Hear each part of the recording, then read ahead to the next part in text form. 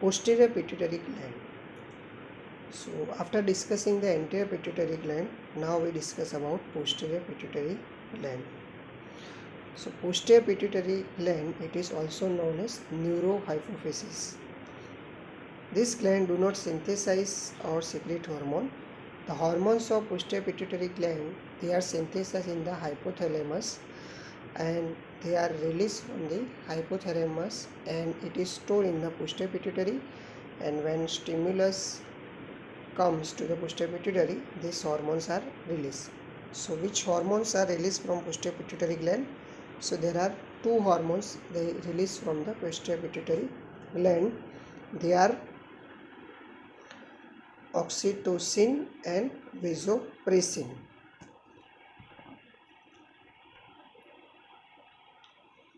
So this is the figure of the hypothalamus and posterior pituitary, connection between the hypothalamus and posterior pituitary by hypothalamo-hypophyseal tract.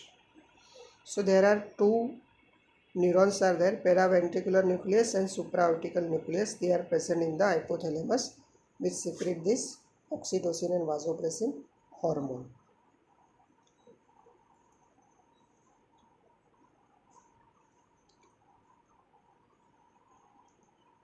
So oxytocin hormone that mainly act on the uterus and mammary gland, and ADH hormone, antidiuretic hormone, that mainly act on the kidney tubules. Okay. These two hormones, they are released from neurosecretory cells, synthesized in the neurosecretory cells of the hypothalamus and released from the posterior pituitary.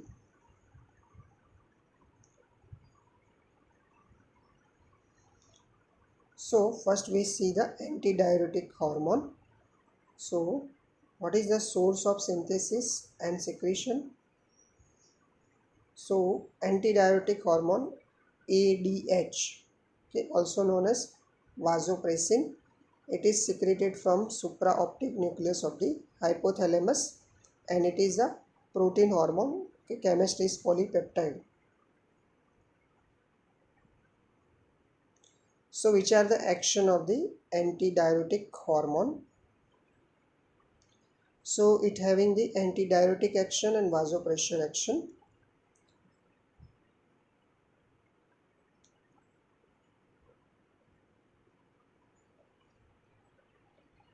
So which are the antidiuretic action? Increase the permeability of the collecting duct to the water.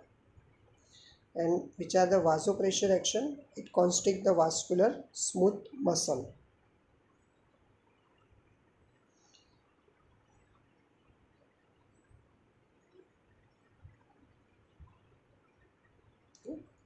So retention of the water. So this ADH hormone, it acts on the collecting tubules. Okay.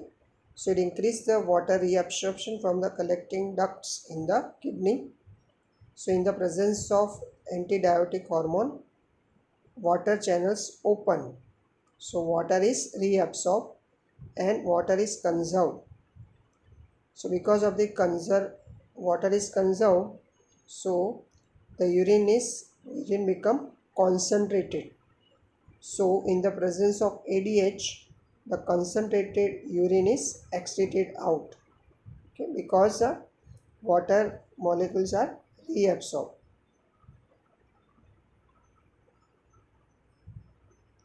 If ADH hormone absent, then collecting ducts are impermeable to water. So there is a no reabsorption of the water occur. So dilute urine is excreted out. So when ADH is present, then concentrated urine is formed. When ADH is not present, then dilute urine is excreted out.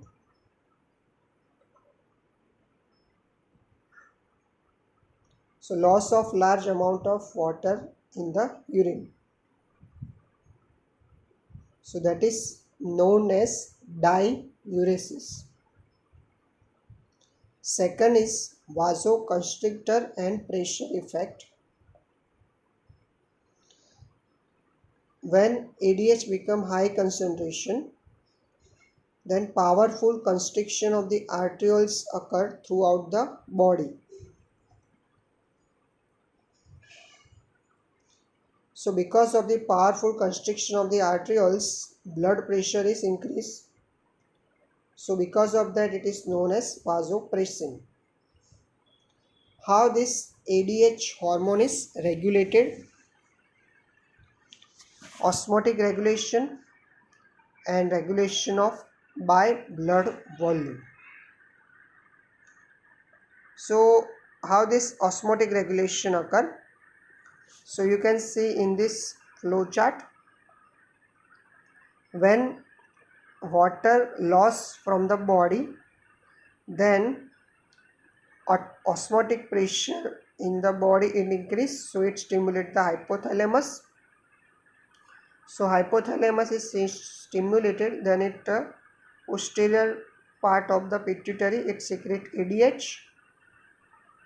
ADH by the bloodstream goes to the kidney. In kidney, it acts on the distal collecting tubules and distal collecting tubule and collecting ducts and open the aquaporin channel. So water is reabsorbed. So water retention occur. Also ADH stimulate the thirst center. So because of that, water amount in the body increase. So that osmotic pressure that increase, it become decrease or regulated. So this will inhibit the hypothalamus, so it will reduce the secretion of ADH. So by this feedback mechanism, osmotic regulation occur.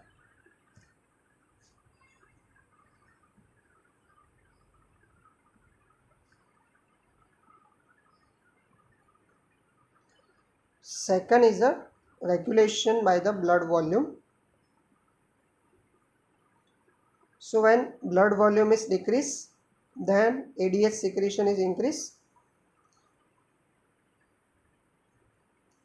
In the heart, there is a presence of atria.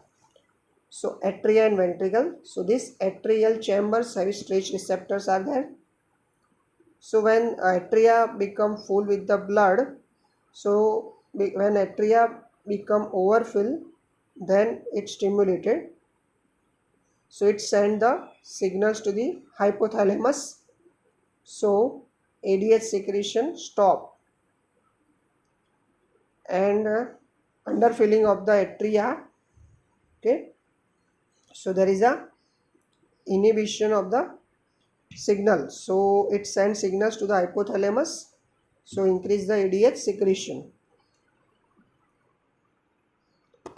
Now what happen if ADH secretion does not occur properly, or it increase or decrease? So if ADH secretion increase, then a condition is produced. It is known as syndrome of inappropriate secretion of ADH hormone. And if ADH secretion decrease, then diabetes insipidus occur. So if ADH secretion increase, then SIADH occurs, syndrome of inappropriate secretion of ADH. And if ADH secretion decrease, and then diabetes insipidus occur. What is SIADH? Characterized by dilutional hyponatremia, loss of salt in the urine. So these are the symptoms of SIADH. Causes.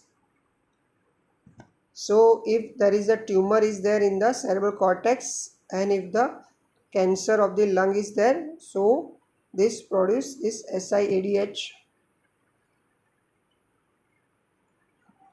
What is the effect?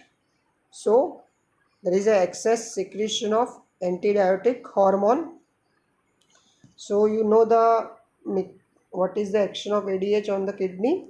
So there is a more retention of water by kidneys. So because of more water retention, blood volume and plasma volume increase. So there is an increase in the GFR, that is glomerular filtration rate.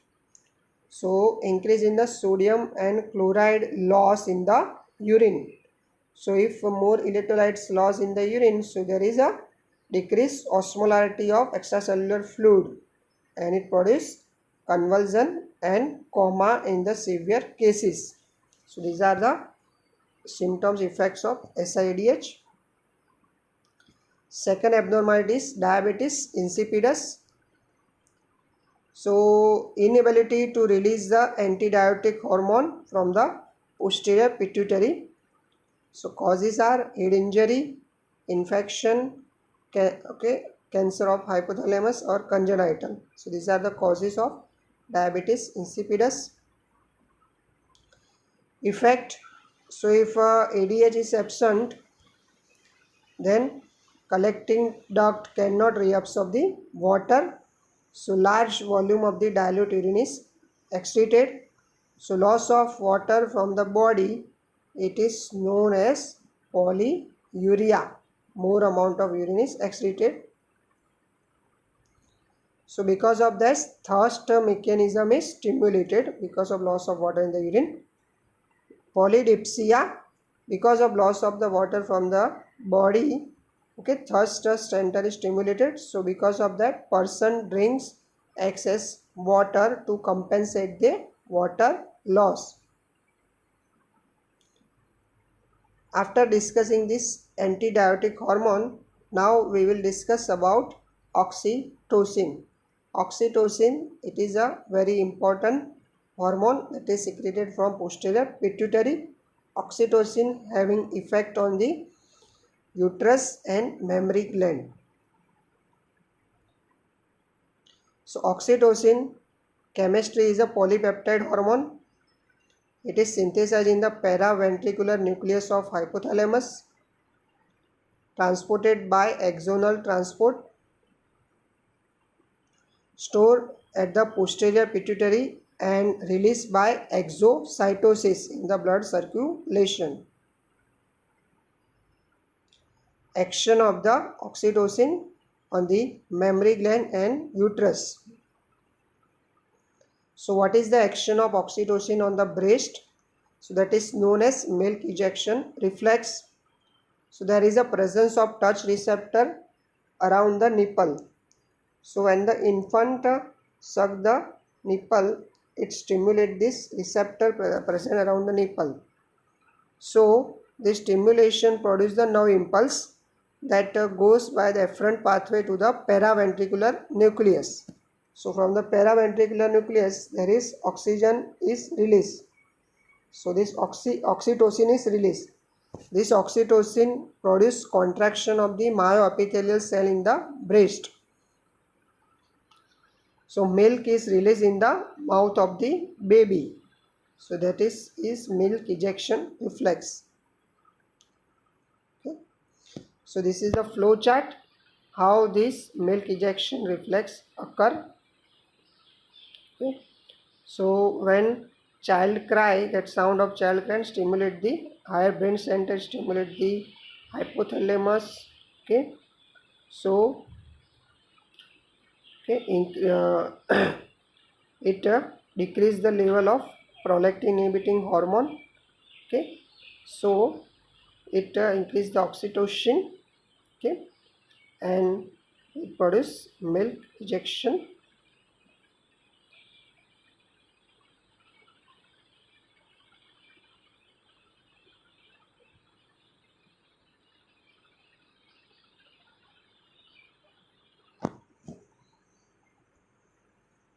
Okay.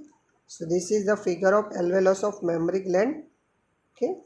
So when there is stimulation of mechanoreceptor nipple, stimulate the hypothalamus, release of oxytocin. Oxytocin act on the mammary gland, it produces the milk ejection.